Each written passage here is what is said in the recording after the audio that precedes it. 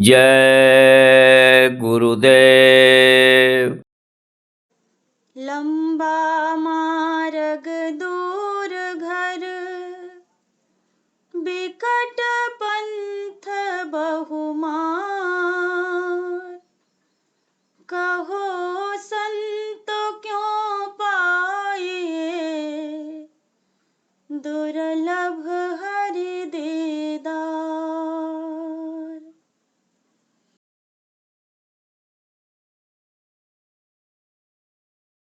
कर लो गुरु वकील, मुकदमा भारी है।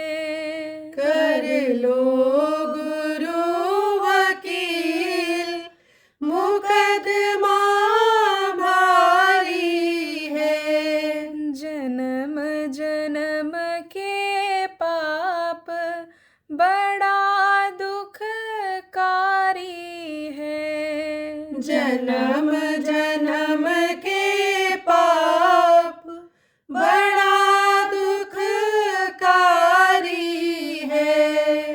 काल कर्म में सब भर माया, काल कर्म में सब भर माया।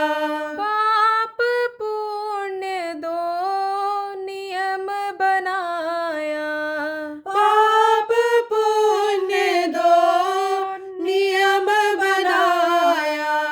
अपने छिपे निज धाम, मुकदमा भारी है। अपने छिपे निज धाम, मुकदमा भारी है। जन्म जन्म के पाप बड़ा दुखकारी है। जन्म जन्म के पाप बड़ा दुखकारी है।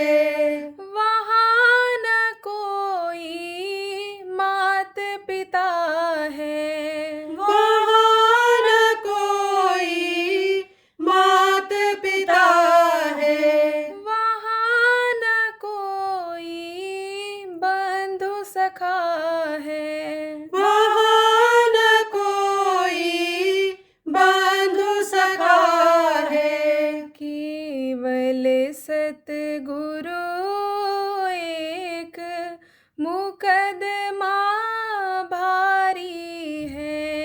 केवल सतगुरु एक, मुकदमा भारी है। जन्म जन्म के पाप बड़ा दुखकारी है। जन्म जन्म के पाप बड़ा दुखकारी है।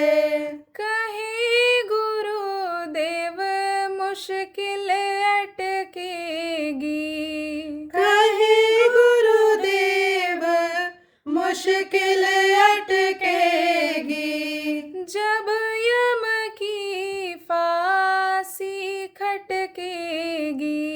जब यम की फांसी खटकेगी। गुरु बिन कोई ना सहाय, मुकदमा भारी है। गुरु बिन कोई न सहाय, मुकदमा भारी है। जन्म जन्म के पाप बड़ा दुखकारी है। जन्म जन्म के पाप बड़ा दुखकारी है। नाम रतन धन सतगुरु से लेकर, नाम रतन धन सतगुरु से लेकर।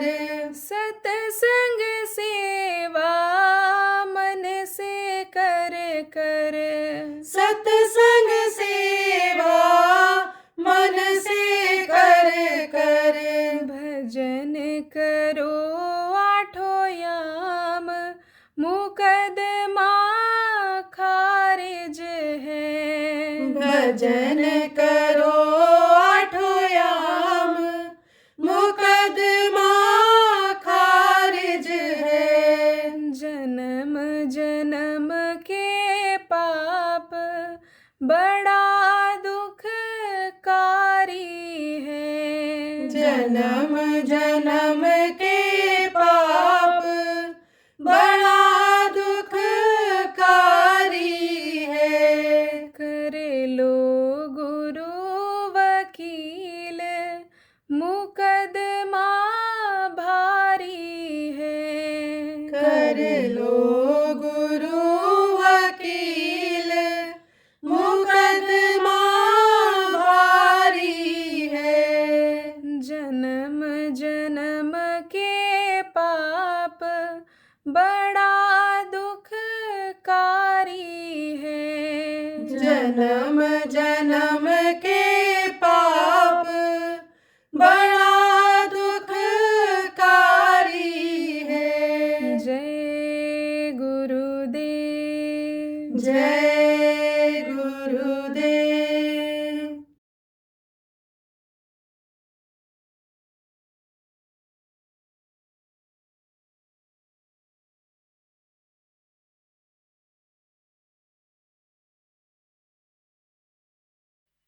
जब उस मालिक की दया होती है, तब सत्संगी प्रेमी, धर्म प्रेमी एक दूसरे से मिल पाते हैं। ऊपर से जब खिंचाव होता है, जब वो डोर को खींचते हैं, हिलाते हैं, तभी एक दूसरे के पास लोग पहुंच पाते हैं। इतना प्रगाढ़ रिश्ता, गहरा जिसको कहते हो, गहरा रिश्ता गुरु भाइयों का होता है, जितना अपने भाई का नहीं होता है। अपने भाई काम नहीं आते, लेकिन जो गुरु भाई होते हैं वो काम आ जाते हैं। लेकिन जब उनको गुरु की पहचान हो जाती है, तब गुरु के बंदों को भी पहचान पाते हैं। गुरु की पहचान जब नहीं होती है, तब मनुष्य शरीर में ही कुर्बानियों को भी ऋषि जैसे मानते हैं, क्योंकि गुरु तो हाड़ मांस के शरीर में होते नहीं, इस पोल के अंदर होते हैं। हाड़ मांस का शरीर गुरु नहीं होता। यह हड्डी मांस और खून का नाम गुरु नहीं है। गुरु एक पावर है, गुरु एक शक्ति है। जब उस शक्ति का पता चल जाता है, तब गुरु भाई में प्रेम हो जाता है, और नहीं तो जुड़ाव बना रहता है। वह प्रेमी कुछ इसमें ऐसे बैठे हो जो गुरु महाराज के प्रेमी हो, गुरु महाराज के शिष्य हो। गुरु ने आपको खींचा, गुरु के पास आप नहीं गए, और गए भी तो दुनिया की इच्छा लेकर के गए। धन मिल जाए, पुत्र मिल जाए, लड़के को नौकरी मिल जाए, हमारा प्रमोशन हो जाए, मुकदमा जीत जाए, तरह तरह की दुनिया की इच्छा लेकर के गए। तो जब उस मालिक की दया, परमात्मा की दया गुरु महाराज के अंदर जो भरी हुई थी, उसके द्वारा जब उन्होंने आपको दया दिया परमात्मा की, तब इन चीजों की प्राप्ति आपको हो गई। अंतर में गुरु महाराज कौन है, इसकी पहचान इसलिए नहीं हो पाई कि आपने उनके बताए हुए रास्ते को, ध्यान भजन को, सुमिरन को किया नहीं। और किया भी तो मन इधर उधर भटकता रहा, मन लगा नहीं। तो कहते हैं मन लगा करके कोई काम जब नहीं करोगे तब कामयाबी नहीं मिलेगी। मन लगा करके देखो, बच्चा पढ़ता है, पास हो जाता है, अच्छा नंबर ले आता है। मन लगा करके कोई भोजन बनाता है तो अच्छा बनता है, फिर मन से कोई बनाता है, स्वाद नहीं मिलता है। तो आप समझो कि आज का यह समय, यह घड़ी बहुत ही महत्वपूर्ण है कि प्रेमी से प्रेमी मिल रहे। मरने के बाद अपने भाई भूल जाते हैं, लेकिन गुरु भाई तब भी याद आते हैं, गुरु भाई आगे भी मिलते हैं, क्योंकि ये रिश्ता प्रेमियों ये जो दुनिया का है ये कितनी बार रिश्ता बना और टूट गया, लेकिन जो प्रभु का रिश्ता है वो कभी नहीं खत्म होता है। सभी लोग, आप जितने भी लोग बैठे हो, चाहे गुरु भाई हो हमारे, चाहे नहीं भी हो, सब उस मालिक के अंश हो, उसी के पुत्र आप कह लो, बेटा कह लो, जो सबका सृजनहार है, सबको खिलाता, सबको देता है, सबकी परवरिश करता। का सकल जीव मम उपजाया, सब पर मोर परापर जाया, सब पर वो दया करता है। अब ये जरूर है कि दया के घाट पर जो बैठते हैं दया मिल जाती है, नहीं बैठते उनको दया नहीं मिलती है। कुछ आप नए लोग आए हो, आप लोगों ने कथा भागवत तो सुना होगा, प्रवचन सुना होगा, लेकिन ये जो सत्संग है ये आपको कम मिला होगा, क्योंकि अब सत्संग इस वक्त पर कम होता है। सत्संग का मतलब क्या होता है? जो सत्य है उसके बारे में बताया जाता है, आप समझो, उसके उसके लोक को बताया जाता है, उसके स्थान को बताया जाता है, उसकी बोली बानी बताई जाती है, और समझो कि उससे मिलवाया भी जाता है। तो सत्य कौन है? एक वही सत्पुरुष सत्य है, समझो अनामी धाम के आए हुए आप भी हो और वो भी हैं, लेकिन वो वहां रुक गए और आप मृत लोक में आ गए, तो आप काल और माया के चक्कर में आकर के उसको भूल गए। तो सत्य वो है, दो ही तो सत्य है, सब वो सत्य है और मौत सत्य है, जिसको आजकल लोग भूल रहे हैं। तो आपको समझने की जरूरत है कि जब समझो सत्य के बारे में बताया जाता है, सत्य की पहचान बताई जाती है, सत्य की ताकत बताई जाती है, आप समझो कि सत्य से मिलाया जाता है, तो सत्य का संग कराया जाता है, तो वो सत्संग होता है। तो प्रेमियों, आज आपको बताऊंगा, सत्य के बारे में बताऊंगा, जो कभी मिटने वाले नहीं होते हैं, हमेशा रहते हैं, वही सत्य है। तो आप समझो सत्पुरुष तो कभी मिटने वाले नहीं हैं, वो तो लोक रहेगा रहेगा। आप समझो अनामी प्रभु अगर चाहें तो समेत इनको भी सकते हैं, लेकिन ऐसा करेंगे नहीं, करते नहीं है, कभी नहीं हुआ। आप समझो महाप्रलय में यह सब सिमट जाते हैं, लेकिन वो नहीं सिमटते हैं।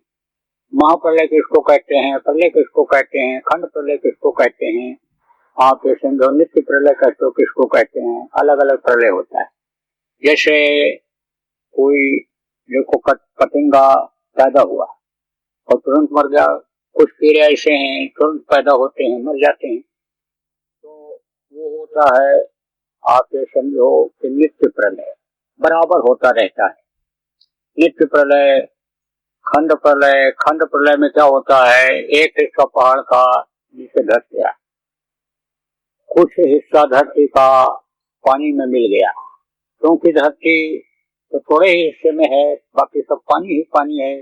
तो जो हिस्सा चला गया, गांव चला गया, नदी में कट गया गांव, यानी बहा ले गया समुद्र का आया तूफान, तो वो खंड प्रलय होता है। और एक होता है महाप्रलय होता है। महाप्रलय में क्या होता है, महाप्रलय में सिंचाव होता है, इस धरती पर कुछ नहीं रह जाता। ये जो धरती, आसमान, हवा, पानी, ये जो आपके लिए, शरीर के लिए बनाया है, चलाने के लिए, इसको पालन पोषण के लिए, पानी, इसकी कमी हो जाती है। कमी ही नहीं, ये धीरे धीरे एक एक करके खत्म हो जाते हैं। आप ये समझो, ये धरती तत्व जिसको कहते हैं बिल्कुल खत्म हो जाता है।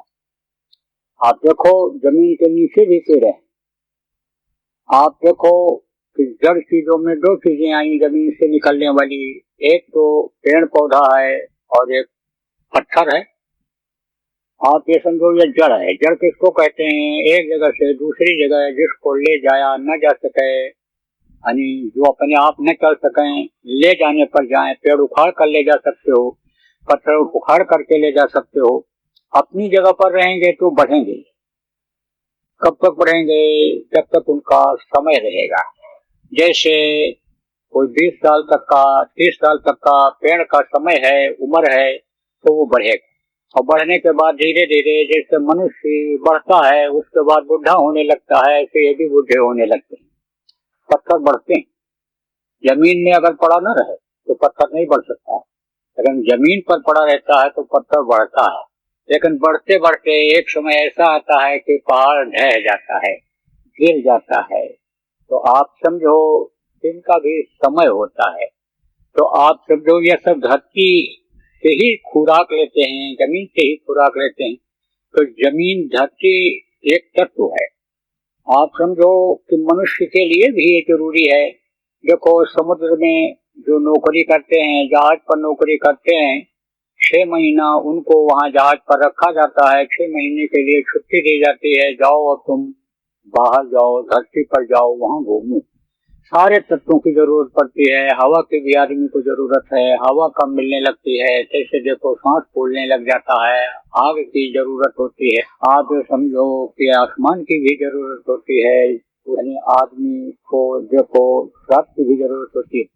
तो इन चीजों की जरूरत होती है।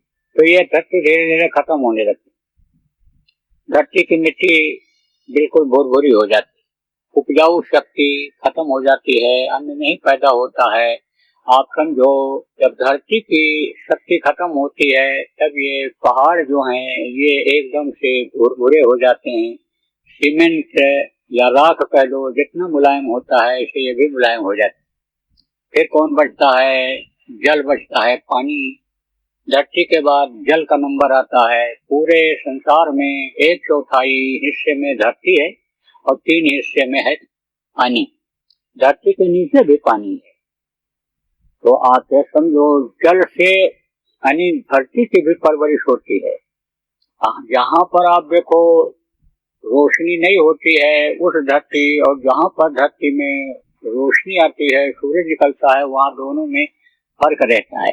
एक दूसरे को ये जिंदा रखते हैं और एक दूसरे के ये दुश्मन भी हैं। जैसे जल की जरूरत धरती को है। अब धरती को ही जब प्रलय होता है, उसकी मौज होती है महाप्रलय में, तब ये धरती पानी में ही यानी समा जाता है। पानी ही इसको अपने में मिला लेता है। अब बचा कौन? धरती के खत्म होने के बाद पानी मिला, जल जिसको कहते हो। तो जल को कौन खींचता है?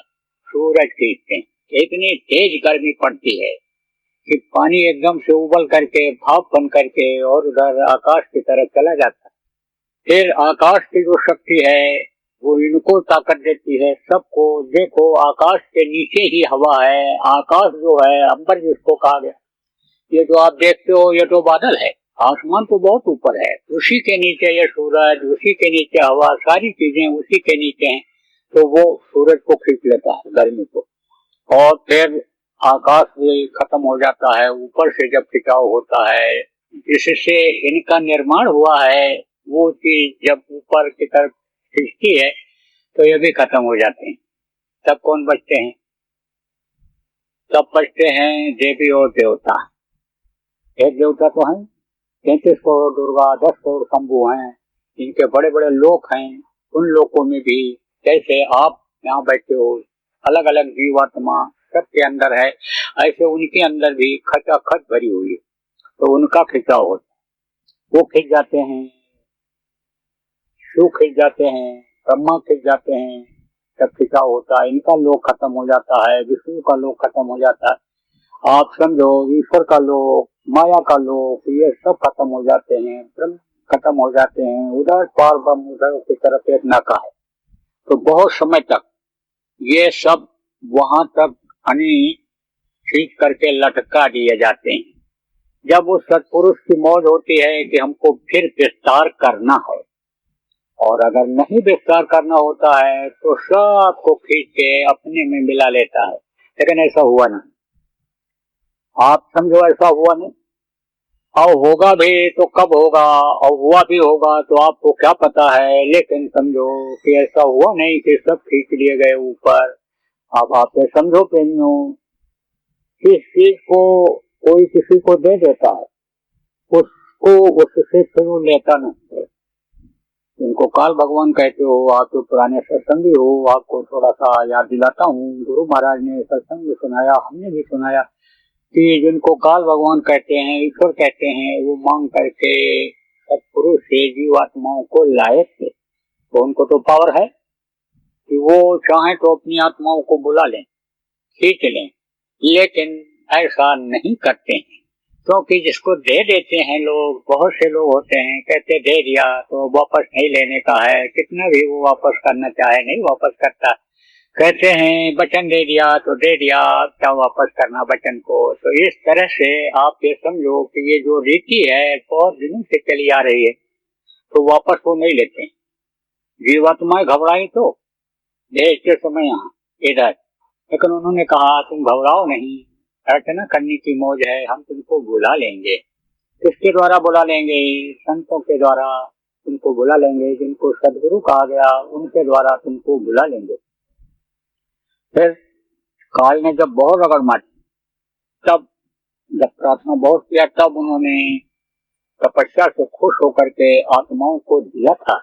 नहीं तो कहते हैं अपना बेटा किसको प्यारा नहीं होता है, सबको प्यारा होता है। लेकिन देखो बहुत से लोग अपने बेटे को दे देते हैं दूसरे को, किस काम के लिए? लोगों के काम के लिए, देश के काम के लिए बेटों को दे देते हैं। दूसरे देश के लिए भी ये इतिहास बता रहा है कि अपने बेटे को लोगों ने दे दिया था। तब की बात है जब अंग्रेज हिंदुस्तान में राज कर रहे थे, हट नहीं रहे थे, और आजादी की लड़ाई शुरू हो गई थी। तो सुभाष जापान गए थे, आप समझो वहां पर समझो कि लोगों को इकट्ठा करके और आवाज लगाया, मदद मांगा कि हमको कोई देश को आजाद कराने के लिए मदद दे दे। लोगों ने पूछा क्या मदद की जरूरत है? उन्होंने कहा हमको एक हिम्मती नौजवान चाहिए जो अपनी जान की कुर्बानी दे दे। एक लड़का खड़ा हुआ और उसने कहा अपने देश के लिए सब कुर्बान होते हैं, रखवाली करते हैं, सीमा पर जान दे देते हैं, लेकिन कल मैं तेरे भारत देश के काम आऊंगा। उन्होंने कहा, सुभाष ने कहा था तेरे घर में और कौन कौन है? तो बोला एक मेरी बूढ़ी माँ और कोई नहीं। बोला तेरी माँ ही तुझको इस अच्छे काम में बाधा बनेगी, तुझको वो नहीं देगी, और दिल दुखा करके हम तुझको ले नहीं जाना चाहते हैं। देखो सहज मिले तो दूध सम, और मांगे मिले तो पान, और कहें कबीर वो रक्त सम, जामे पीता तान। कहते हैं कि सहज में कोई चीज मिल जाए तो वो दूध की तरह से होता है, मांगने से मांगो, मांगने से मिले तो वो पानी की तरह होता है, और खींचातानी से जबरदस्ती जोर से अगर ले लो, तकलीफ देकर तो लाओ उस चीज को, कोई भी चीज हो, तो वही जो सहज में पानी लोग पिला देते हैं वही पानी खून की तरह से हो जाता है, वही चीज खून की तरह हो जाती। तो उन्होंने कहा हम नहीं ले जाएंगे तुझको ऐसे। तब गया माँ के पास और बोला कि माँ तू अगर न होती तो मैं भारत देश के काम आ गया होता। तो माँ ने कहा जा खाला तलवार और काट देती हूँ अपने सिर को, ले जा करके सुभाष के सामने रख देना और कह देना अब मेरी माँ नहीं रही, कल मैं तेरे देश के काम आ जाऊंगा। उसने तो नहीं काटा अपने माँ का से, लेकिन माँ ने खुद काट दिया, कहा ले जा उठा कर, अब तेरी माँ नहीं रही। ऐसे ऐसे देखो परमार्थी हुए। देखो आप प्रेमियों, ऐसे ऐसे परमार्थी हुए दूसरों के लिए कि कबूतर के बदले में समझो कि खुद बैठ गए थे तराजू पर कि हमारा मांस काट लो जितना इसके बदले है। देखो दलीप ने अपनी हड्डी का दान देवासुर संग्राम में दे दिया था। अब इस चीज को समझे कि परोपकार यह बड़ा धर्म होता है, धन के लिए लोगों ने क्या नहीं किया। तो आप ये समझो कि दान में दी हुई चीज को वो वापस नहीं लेना चाहते, दे दिया इनको। लेकिन ये कहा कि बुलाने का अधिकार हमारा रहेगा, हम बुलाएंगे इनको। तो उसने पूछा कैसे बुलाओगे? तो कहा तुम कैसे रचना करोगे? तो कहा हम 5 तत्व जो मसाला आपने दिया है उससे शरीर को माँ के पेट में तैयार कराएंगे। हम जन्म परिणामी वैदिशील ये जो शक्ति है यानी उससे माँ के पेट में बच्चे को तैयार कराएंगे और 3 महीने के बाद जब तैयार हो जाएगा तब उसको बाहर निकालेंगे। तो बोले कि तो जाओ कर लेना ऐसा।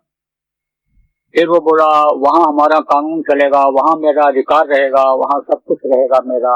बोले तुम्हारा ही रहेगा, लेकिन संतों को मैं भेजूंगा, उनको बताने के लिए चटाने के लिए मैं उनको भेजूंगा। बोले हाँ आप चटाने के लिए तो भेजना, लेकिन अपने साथ संत नहीं लाएंगे, उनको उन्हीं के द्वारा युक्ति करवा करके और फिर लाएंगे। रहने का अधिकार रहेगा, चटाने का अधिकार रहेगा, रास्ता बताने का अधिकार रहेगा, लेकिन अपने साथ लाने का अधिकार नहीं रहेगा। ये है यानी इतना वरदान और दीजिए। ये है यानी समझो कि मांगा उसने, समझो कहा कि जो जिस योनि में रहे उसी में खुश रहे। देखो आजकल देखो परिस्थितियों का आदमी दास होता है। जो नमक रोटी खाता है उसको कह दो खा रहा है या खा लिया है या खाने जा रहा है, चलो भाई पुआ पकौड़ी मिठाई मिल रहा है चलो खा लो, कहता नहीं नहीं हम नहीं खाएंगे, अपने घर पर खाएंगे। कह दो कि चलो आज बढ़िया कमरे में तुमको हम रखेंगे, वहां सुलाएंगे, कहता नहीं यहीं सो जाएंगे, हमारा ये ठीक है। उसी हिसाब से आदमी सेट हो जाता है। घर से निकलने में जैसे प्रचार वगैरह में निकलने में 1-2 दिन तक मन आगे पीछे होता रहता है, लेकिन जब निकल पड़ता है तो वैसे ही सेट हो जाता है। 1 बार 2 बार समझाने में आदमी को संकोच होता है, समझाने जब लगता है और उसकी बात लोग सुनते हैं, समझ में आ जाता है, जब सम्मान देते हैं, इज्जत देते हैं तो मनोबल बढ़ जाता है। तो ये मनुष्य का ऐसा स्वभाव है, स्वभाव बन गया है इस तरह का। तो कहा कि जो जिस परिस्थिति में रहे, योनि में रहे, उसी में खुश रहे। बोले ऐसा भी रहेगा। आप समझो कि लेकिन उन्होंने जो मसाला दिया था उनको मालूम था कि ये आने नहीं देगा। किसी को धन बहुत ज्यादा मिल जाए तो धन को वो अपने जाने की इच्छा रखता है, कहता ये तो और बढ़े। लड़के ज्यादा हो जाते हैं तो कहते हैं कि दूध से और पुत्र से मन नहीं भरता है, मन और कहता है 2 लड़के और पैदा हो जाते तो और 2 दुकान खोलवा देता और 2 दुकान बनवा देता और अच्छा पैसा आने लगता।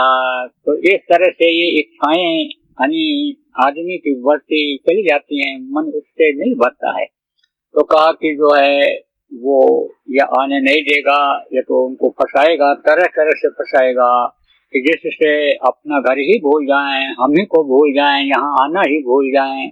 तो उसमें कुछ गुंजाइश रखनी चाहिए। तो आप देखो माँ के पेट में ये जो जीवात्मा है, ये जब 5 महीना 10 दिन का हो जाता है बच्चा, तब डाली जाती है, तब उसमें डाल दी जाती है। और जब तक समय पूरा नहीं होता है, माँ से पेट में रहने का समय होता है और पेट के बाहर इस दुनिया में धरती पर पैर रखने के बाद का समय अलग रहता है। तो जब तक समय रहता है तब तक ये जीवात्मा रहती है, और जैसे समय पूरा हो जाता है तैसे ये जीवात्मा निकल करके चली जाती है या निकाल दी जाती है।